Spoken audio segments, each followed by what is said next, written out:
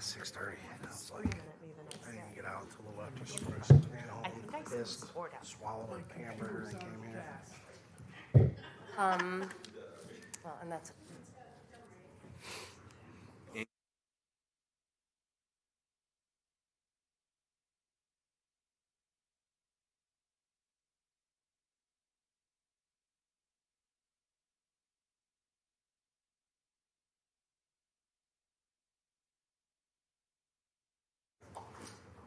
Oh, we started. Like, I was saying it to myself. I was afraid to say anything else.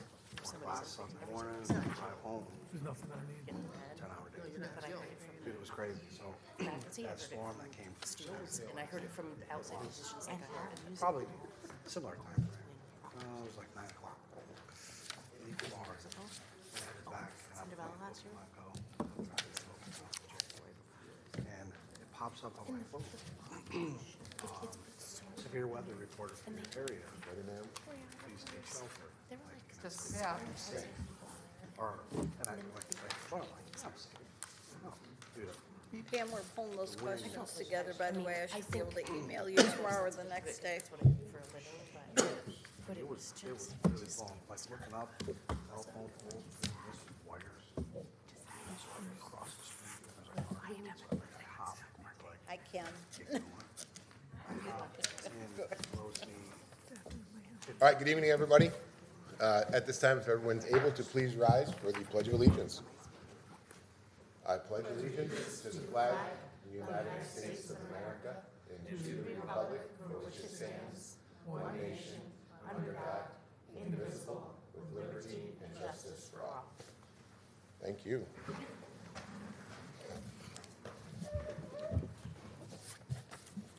All right, at this time, we will open up the first hearing and privilege of the floor.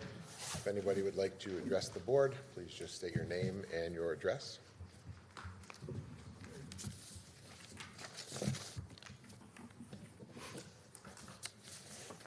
All right, at this time, I will close the first hearing and privilege, and tonight I will remember we have a second one at the end of the meeting.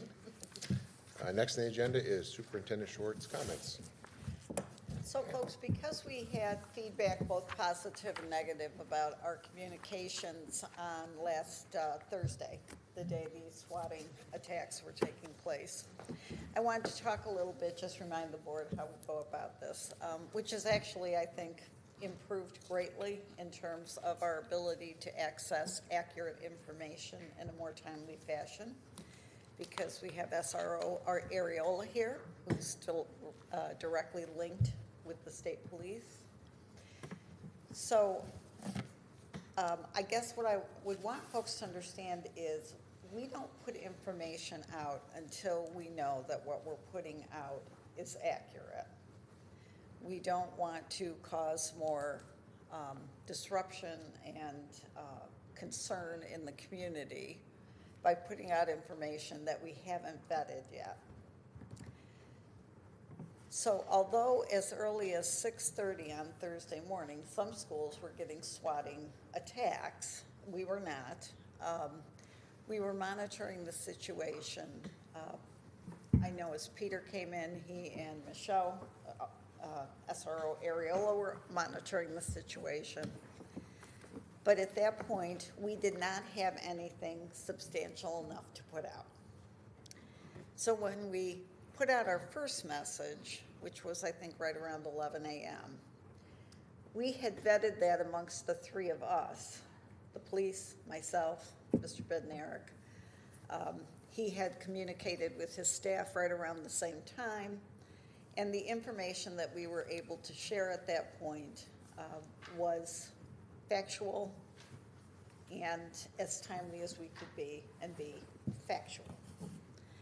Now, despite that, I did have parents who came to school immediately to pick up their children. That, of course, was not my intent. But I think it speaks to, particularly in light of the most recent school shooting in Tennessee and this ongoing tragic trend we seem to be on, that folks are not, one, easily reassured, And two, that no matter what we communicate, some people are going to see it as more threatening than others. So when I say there's no threat and no credible threat that we are aware of, that we're working with the town police, the village police, and the state police, that we are safe, that we are locked out, not locked down, locked out, which means everything's running normally in our schools. The only difference is activities that would be conducted outside are suspended. We stay in the buildings. In a perfect world, we are not admitting people to our schools anyway on a regular daily basis. You must buzz in, you must sign in, all of those things. But despite all of that, parents are still feeling frightened enough, I think is the word I would use, that despite our attempts to reassure people, it did result in a loss of instruction for some of our kids. And while I would never, ever, ever tell a parent, clearly, nor would any of my other administrators, that you shouldn't come get your child, they're perfectly fine here. We did try to reassure people that we were not directly under a swatting incident, that we had enacted our safety procedures, that we were working with the village and the town and the state police. And I felt very confident at that moment in time, and then throughout the rest of the day, because we had done everything that we could do, and I knew that what we were communicating was accurate information. On the flip side of that, I also know that as young people start hearing about swatting, as parents in the community start hearing, as community members hear, people start putting things up on Facebook and texting and doing all kinds of things, and next thing you know, we're having an incident here. You might recall, those of you who were here, I can't even remember which year that was prior to COVID, that part of the problem was what was circulating out on Facebook had no real relationship to what was happening here. It wasn't our schools. So we are constantly faced with the need to communicate, but to do so in a way that doesn't call into question what we're saying, that we are either, so someone said to me, why didn't you put out a message as soon as you got to school? And I said, what would I have said? Schools in the area are getting swatting things, but don't worry, it's not us. I don't know if it's going to be us. I don't know if we are, Mahoniston alone got 5 calls. We're neighbors, we didn't get any calls. I would much rather, even though I know it is challenging for folks, I would much rather communicate when I have the correct and accurate information to communicate. Not before, not during, but when we have that information. And certainly we can all talk about that, but I worry very much about putting information out there that's not true, or that I can't support, or that no one else has confirmed for me. When SRO Areola was able to get on the phone with Peter and I, talk to the state police, numbers of calls appear to be coming from 2 numbers, no calls here. They think they've pinpointed that. I felt pretty confident that we could go out then and say, yep, we're aware of it, we'll lock out, that's our safe stance under this circumstance. But as I'm fond of saying, I know there were people who were unhappy you weren't fast enough, and I know there were people who I made more unhappy because I did communicate and I frightened them. And I say me, as in the district, when we put the message out. So I hope that's helpful in terms of how we communicate. I have 2 questions. Sure. The first one, is it possible to change our nomenclature? Like from one that might be confusing, like lockout versus lockdown, is it possible to just maybe use plain English? Like, hey, we're canceling outside activities, we're keeping the kids in the school. Instead of the lockout, like some people saw that and were like, why is the school locked down? I'm like, well, it's not what it said, relax. But that's all they saw was lockdown, like what's happening. Is it possible to kind of maybe revamp how we word that? We're honestly trying to be consistent with the language that we've been given throughout the state to Okay. use and in alignment with our first responders. So there's actually a debate right now about changing lockout to a different thing altogether. Because later that morning, I had gotten a call from a reporter with the Gazette who wanted to know about our lockdown. And I said to Julia, just send them the same message we sent out to our community, which says we're in a lockout, and this is what a lockout is. And then that was the end of that. But I would agree, people automatically It was a think. quick visceral reaction, Yes. like, what is happening? Exactly. Okay. And then my second question, the message went out to the children in school, like over the PA or whatever they did. Was there a period of time where a more accurate message was, because I got some frantic text messages like, hey, Daddy, I don't know what this means. Like, what's going on? Have you heard something? I know it's difficult initially to like, hey, we're in lockdown or lockout or, whatever. Is it, how long did it take for the message to get to the kids? Like, hey, it's okay. Like, you're safe. There's nothing to worry about. We're just trying to keep you guys safe from some stuff that's happening. Like, was there a long period of time or? Not to my knowledge, but I will follow up with the administrative teams and see how they handled that. Okay, cool. I thought it was a pretty quick turnaround, but again, given where we are as a nation, if I'm sitting in school and we go into lockout, I could well imagine that as a youngster watching what's going on, that I would immediately think some terrible thing has happened or is going to happen. It's really very disheartening that anybody would think this was fun, to perpetrate these kinds of pranks on schools. I can't imagine. Yeah. But I will check on that data, Sweet. let you know. So I just have a comment. So as far as the inaccuracy goes, so I have 2 employees that work for me that are in Columbia, and they both texted me a little after 7 in the morning that they got calls on this, and what do I know? So I immediately text Susan, and her response was, wow. So I'm like, oh, is that wow that I knew already all this stuff's going on? But I can tell you, I listened to 3 other phone calls that came once we all got to work that were, everything is fine. Nope. Then again, 5 minutes later, another one came out that said, now we're on complete lockdown. Then another half hour goes by, now we're on lockout. So I have 2 moms that work for me that are frantic. I'm like, just go home. We'll figure it out. We'll figure it out. So I know it's frustrating when our kids text us, and scary. But at the same time, sending out multiple messages, it makes the problem worse for most people. Yeah, I'm sitting there texting with the group here, and I'm texting AT, hey, head up, shoulders out, let's go. If you see anything, let me know. At 8:35, and he's like, okay, I got this. It's confusing, and the consistent message, I know you're never gonna please everybody all the time, but getting actual information that's factual, and then Mr. Bucciafero responding to us too with what he was doing with Chief Harrigan that day, so that's extra importance for us. Absolutely. So thank you.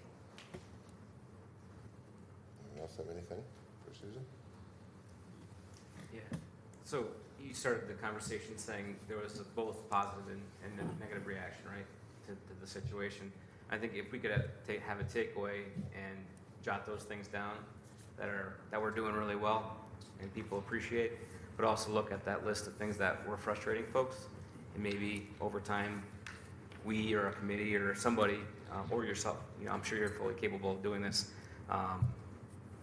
finding some ways to kind of ease that tension just for the next, if it happens again. So that might be a smart way to leave this conversation with some takeaways. And I'd be happy to help if you need help with any of that. Absolutely, I have no doubt.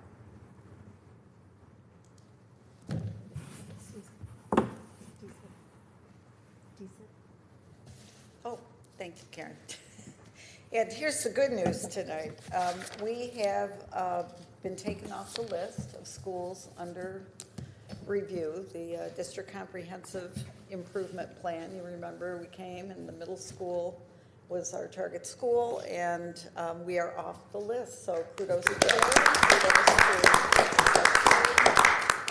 hardworking people. Yes, absolutely. Good news. Absolutely, good. need good news. Yes, always. All right, thank you, Susan. Thank you. Reports and updates. CAPSPA. I've been emailing back and forth with Kathy Lewis, who's a very busy woman, as well as the presidents of the other Board of Educations. Right now, the next step is to get a Zoom meeting with her and people from the surrounding districts that are interested in what a typical agenda used to be and what we would like to talk about as we go forward. Once I have that date, which is not being set right now, I will communicate with everybody to let them know when that is, and anybody who wants to attend, we'll go from there. So everything from CASPA seemed to just disappear. Bylaws, bank accounts, everything under the sun. Wow. So yeah, not good. But it's all right, we're gonna recreate it and make it better than it was before. So that's my update. Rick, legislative. Nothing major to update. There's some education going on, so I'm going to take advantage. Thanks for following up on that with a workshop that's coming up regarding policy as it relates to certain legislation that's a hot topic. That's all I have. I think I mentioned last time there's a webinar coming up too that everybody should have been mailed about. If you guys check your email, there is an evening webinar going on. Thank you. Beautiful, thank you. Kim, PTA. Actually, I was not in attendance at the last PTA council, so. But actually, we talked about that. Dave gave us the update Gentleman last before me. You guys want to report on that? PTA meeting that you went. Yep, he updated us last meeting Yeah, about I that. thought we talked about it last. We did. Yeah, so Yep, nothing new. so that's the last one, all right. Audit committee, I know Drew just sent us an email out for May 8th. May 8th, right, the first week in May. So that is not in our docket. Let's see, so go over to Pam and Rick for Board of Education policy. I sent out over the weekend a few questions that we had on the 5,000s. You saw them. They're mainly questions as, are we still using this person? Are we still using these particular programs? Because they shouldn't be in our policy if we're not using them. So want to just clean that up a little bit. But the 5,000s look fairly decent. They look like they're in fairly good shape to start with. So. Great, thank you. The 5,000s had a lot of policies that haven't been looked at since 1986. So it was a very timely, it's great that we're doing this. But conceptually, a lot of them haven't changed besides the fact that there are folks that probably, may not be servicing the district that they were, years and years ago. So, yeah. Was there a lot of verbiage that needs to be changed, like he, she, the student, and? No, there really wasn't a whole lot in these. There was a few, but not that many. Yeah, in terms of verbiage, there was a lot of, so we're changing superintendent of schools to superintendent, right? So there's plenty of language, extra spaces, some grammatical things. So if that's what you're talking about in verbiage. Yeah, I just wondered because it was so old, like, you know what I mean, like from 1980s to 2023, awesome. like, Oh, you think about. There was one place where they talked about parents talking to their boys and girls, which I thought was kind of funny to read, because we haven't, I think we've called our students boys and girls for a long time. All right, moving on, Board of Education goals. One of them, obviously, as we keep talking about at every meeting, is continued work on our communication. There was a couple others on there that we will visit here in the last quarter of the school year in regards to our review, to make sure that is done promptly now that the budget is over with. So we will be moving into that next step next week. So once we get that, Susan and I chat about that. I'll make sure everybody has that information so we can start that before the end of the school year. And we just talked about the budget, so that is good. Thank you. All right. Does anybody have anything else on any of those? I would just like to make you aware of a change on page 2 that we need to make on the agenda. And while I'm doing that, I'd like to introduce you to Marissa Gordon. Marissa's our soon-to-be new academic head for ELA and Social Studies. And it says here she's district-wide, but that's not true. Her actual location, in the sense that everybody gets a location, is the high school. So if you could change that for me from district-wide to high school, that would be great. So noted. Thank you. All right, moving on. Resolution to accept donations for various senior high school award scholarships. I'd like to motion to accept donation for various senior high school award scholarships. Thank you, Kim. Second. I'll second. Thank you, Rick. Anyone have any questions or comments? All in favor? Aye. Anyone opposed or abstain? So moved. Resolution for item number 7 to enter a service agreement with the BOCES Co-op Education Service. I'll motion to enter into a service agreement with the Albany, Schoharie, Schenectady, Saratoga Board of Cooperative Educational Services, July 2023 through June 2027. Thank you, Kim. Second. I'll second. Thank you. Questions, comments? Yeah, I was wondering if we could just, there weren't any actual examples of what types of services we're talking about in this. And I was wondering if maybe Drew could give us just a couple examples of what types of services would be involved with this. Would you like to, Susan? Go right ahead, Drew. It's your vote tech, it's your, well, there's various vote techs, a lot of disciplines within there. Yes. CTE, CTE. New Visions, Tech Valley High School, Special Education Services. So a lot of the things that we're already doing through BOCES is just kind of push it together and. All of those things that are part of the BOCES coasters. Okay, thank you. You're welcome. Great, thank you. Anyone else have questions? All right, all in favor? Aye. Aye. Anyone opposed or abstain? So moved. Motion for item number 8 to establish a student club at Glen Warden, the Lego Club. I'll make a motion that we accept the request to establish a student club at Glen Warden Elementary School called the Lego Club. Second. Thank you, sir. Questions, comments? Does this have to be students only?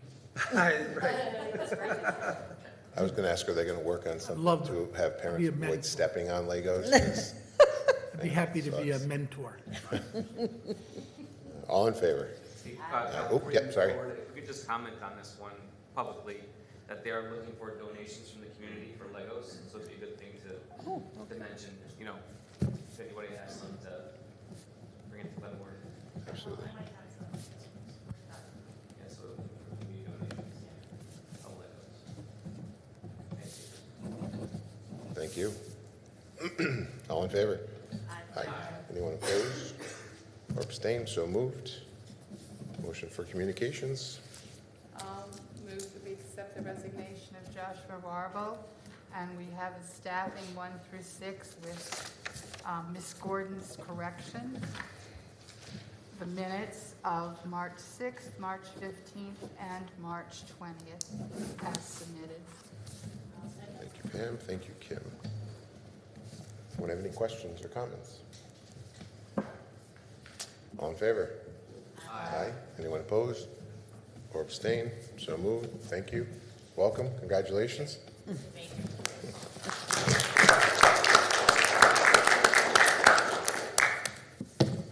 All right, moving on to other business.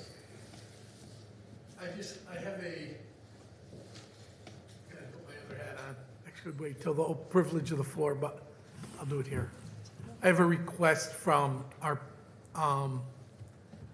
PBA and our permanent fire union that they would like to do some more activities with the school. Anything that the school feels would be of interest to them. They'd like to talk about careers. They'd like to talk about safety. So whatever we could do, you know, they are the predominant fire department in the area. No offense, I mean, they're in a different district. They're more predominant. This side of the river, thank you. And so if we can think about some of those things, they've offered up to do it on their own time. And Beautiful. Are the officers still coming in and doing bike safety week? I know that's always been a big thing on LinkedIn that they get really excited about when they come in and talk about safety. I don't know. I'm assuming so, but I will check for you. Can I add to your your comments. Rick, this is where you stop me if I start talking too much. This goes to what you were saying, and Susan, I was reading your note in the latest newsletter that came out about the prominent theme for the need for connection. And I feel like we're in a really great position because we're such a small community that the school is a huge part of the community. And we have so many people who graduate from the school that stay here and they set up businesses here. And that because I don't have parents in the school, I feel like there's a gap between the schools and the community. And that if there's anything we can do with the community to just have a better connection. And kind of a little bit of what I was saying the last time as we talk about the budget and as we're making all these decisions about the people in the community, I would stress again that we find a way, even though we probably don't have the time or the resources, but it's going to be, the vote's going to be on us soon, that we just can open some kind of conversation with the community about what they think we're doing well or what changes they would like to see. And there was also an article in the onboard here from a gentleman wrote an article about how they did sort of a climate survey in the community. And I just think I think that's a conversation worth having, and we can be more visible too. When I'm at Mahonison, they have the school board members actually regularly go into the schools and they go around and they talk with the students and the teachers. And I think there's kind of a perception that we're just sort of these people, the communities here, and we're over here. That's general feedback that I get from time to time. Once upon a time, there was never a meeting held in any of our schools, a PTA meeting, a fun fair, any type of thing like that, where there was not at least one board member there. And we kind of got away from that because some of the board members started getting really busy and to do that kind of thing. But I think it was really good, and I think it was really important that we did it. And I think you got a good idea of going back to that. Not necessarily to that, of every meeting, but of having board members show up periodically at the different schools. And especially with the election coming up too, that it's really important, I think, for people to see what board members, what we do and what we don't do, what it really means to be a board member, but also to be a member. I mean, you are this committee. Everybody knows your name because you were in it. Anyway, I think you understand that. I encourage you guys too to look at the calendar. Like when you go to Scotia-Glenville, it has a calendar, and it has all the PTA meetings on there, all the PTA events, all the events that are going on. So they're never going to say no, don't attend. Feel free to jump out at those. I'm always, as a PTA president, I'm always like, hey, do you want to come to this or that or the other thing? And I'm always at them. I'm not as the high school ones very much because I don't have a high schooler anymore, but I should attend more. But it's always on there. So if you guys want to know, hey, what is SAC doing this month? Maybe I'll go over and volunteer. Feel free to utilize that page there because I think the whole pandemic kind of pushed that to the side because people weren't having the in-person meetings and weren't allowed to go. But that's certainly no reason now that we can't start doing that again. We used to meet at every different school. And because of COVID, we had to stop. But I made it a point, and I hope everyone has made it a point, that as a board member, I go to at least one of every single school's events.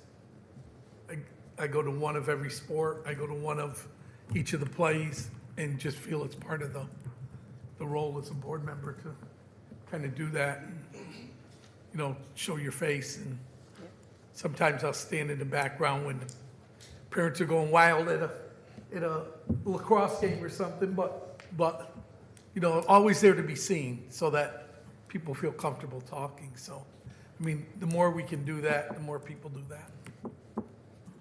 I think that I couldn't agree more. We all kind of travel in our different circles, which is a good thing. We want to have a diversity of the community.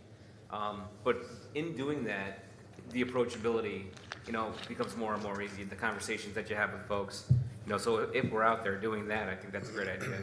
And Emily and I were talking together that, you know, at other school districts, the board members are even in the schools. We don't do that as much here. Mostly, I think, because of COVID. I think that was kind of, you used to have a day where you went around, I think, before me, where you got to go in the schools and meet the folks. But so maybe kind of kick that up again if that's something you have time for. Just in schools, just kind of seeing the administrators, and if that makes sense. And then lastly, I would just say is, you know, these are great opportunities for folks to come here and communicate, you know, what's important to them. So, you know, if nothing else, you know, if folks are reaching out and say, please come to the meeting, you know, we'd love to hear. And that's a good way to get, you know, your finger on the pulse of what's happening as well. So it sounds like we all kind of do those things anyway. But maybe we all don't share or talk about that stuff enough, whether it's go to the girls' basketball game together or other sporting events or school events. So I think maybe if we make it a point to tell each other what we do, because we are in the schools, we do see events, we do go to meetings, whether our kids are in that school or they aren't in that school. So maybe going forward, we just chat about what we've done so we know. Just like that other thing you had mentioned before to me about the book of the day or the book that Mahanason was doing, and then you saw that we did those things. So it's just important that we all know what we actually are doing here and, you know, bringing that up more. Were you going to say something, Dave, before I talked? Sorry. No, you're fine. All right. I just had one thing to add. Yeah, other business. Quick shout out for this weekend. Absolutely. The Music Band. Yep. Holy cow, well Yep. done. I mean, the kids were Tim, fantastic. congratulations. Hi, man. Absolutely. Yep, great job. Yeah, it was pretty amazing. Yep. Anyone have any other business? All right, now I will do the second hearing and privilege of the floor. If anyone would like to attend the board, please just state your name and your address. Hal, Yes, sir. just before you forget, it was a wonderful turnout at the Scotia Relief. Yes. So thank everyone that came there and supported that. It was, thank you. The use of your place, and it was just really well attended. And I won a $25 gift certificate for paint. Wow. Do you have to claim that now as a gift? Which I'm gonna paint the board, the school. All right, so we'll close the second hearing and privilege of the floor and ask for a motion to adjourn. Thank you. Second, all in favor? Aye.